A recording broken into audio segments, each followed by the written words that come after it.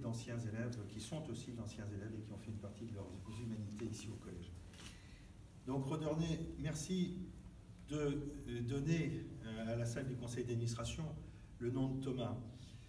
C'est vraiment oui, une profonde émotion pour nous, ça a énormément de sens. Et c'est vrai que c'est toute une nation qui a été meurtrie au soir du 13 novembre. Et un élan de solidarité s'était élevé, une émotion sincère que nous avons ici mesurée à Alençon, à nos côtés lors de l'inhumation de Thomas. Nous avons la chance d'avoir autour de nous des amis, comme toi Hervé, des personnes, comme ce fut le cas pour vous, Joachim Pueyo, vous député, en tout premier lieu, mais aussi tous les membres de la communauté urbaine qui ont voté, il y a quelques mois, des amis suffisamment proches et suffisamment sensibles à la mémoire pour que des initiatives comme celle-ci puissent voir le jour. Et je le dis parce que ce n'est pas le cas de tous les parents de jeunes victimes, et certains, il faut le savoir, ont demandé à leurs élus de faire ces gestes, donner un lieu, le nom, et certains n'ont pas voulu le faire, certains s'y sont refusés.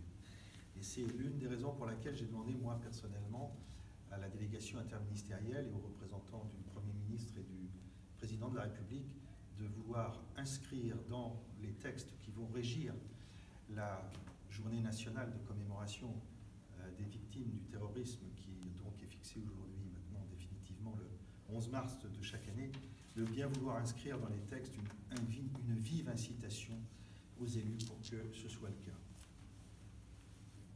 Aucun doute que ces attaques barbares qui ont marqué cette funeste nuit sont inscrites dans l'histoire.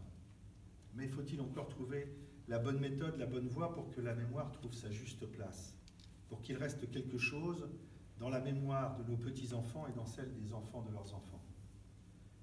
Penser aux morts, c'est assurer la survie des gens qu'on a aimés en attendant que les autres le fassent pour vous. C'est un devoir de mémoire, écrivait François Mitterrand. Ce devoir de mémoire, nous en avons tous la responsabilité. Nous devons tous, chacun de notre place, y contribuer. Et bien évidemment, l'école, à tous ces niveaux, occupe une place prépondérante dans l'accomplissement de ce devoir. Nous commémorions il y a quelques jours le 15e anniversaire du débarquement en Normandie, et le seul membre survivant, le 75e, pardon, bien sûr, le seul membre survivant du commando Kieffer déclarait « Ils ont le droit de savoir pour ne pas que ça revienne ». Et oui, c'est bien là l'enjeu. Cultiver la mémoire, c'est se souvenir que cette nuit-là, 130 vies ont été sauvagement ôtées à leurs familles, et une 130e s'est suicidée 2 ans après. Ce sont près de 3000 personnes qui ont subi un traumatisme qui les marquera à jamais au nom d'une religion dévoyée par les auteurs de ces attentats.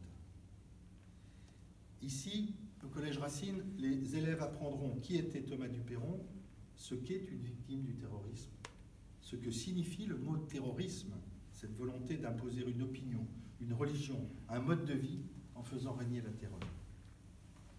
Les professeurs s'y emploieront sans aucun doute, et tout particulièrement à l'occasion de la journée nationale de commémoration des victimes du terrorisme dont le président de la République a fixé la date au 11 mars de chaque année.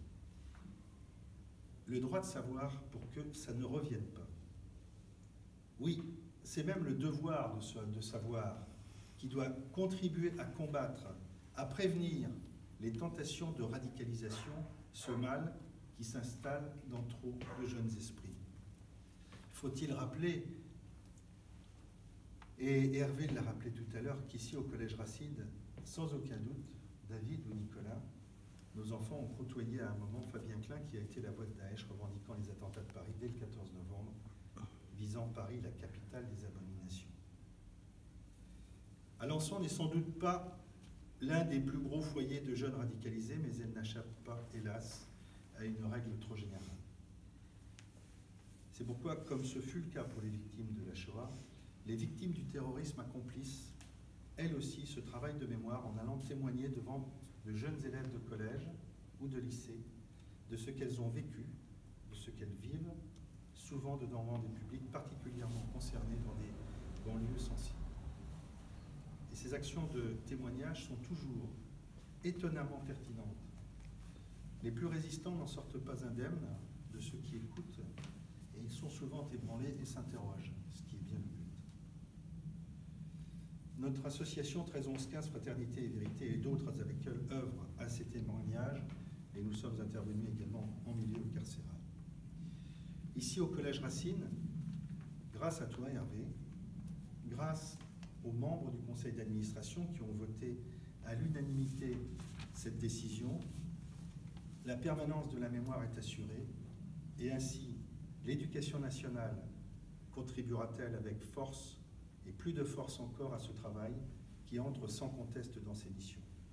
Et je ne peux que souscrire à aux propos que vous avez eus, Madame, et vous remercier tous très très sincèrement de la bienveillance de vos propos et de l'émotion dont je ne doute pas qu'elle est parfaitement sincère, et rejoindre ces propos quant à ce besoin de culture, effectivement, et c'est là la fonction de l'école. Il faut que le niveau soit élevé, soit entretenu, et c'est effectivement par cette voie-là qu'on peut espérer, dans de très très longues années, peut-être venir à bout de ce mal. En tout cas, à nouveau, un grand merci à tous, soyez remerciés, nous sommes extrêmement émus, extrêmement sensibles à cette décision qui a été prise.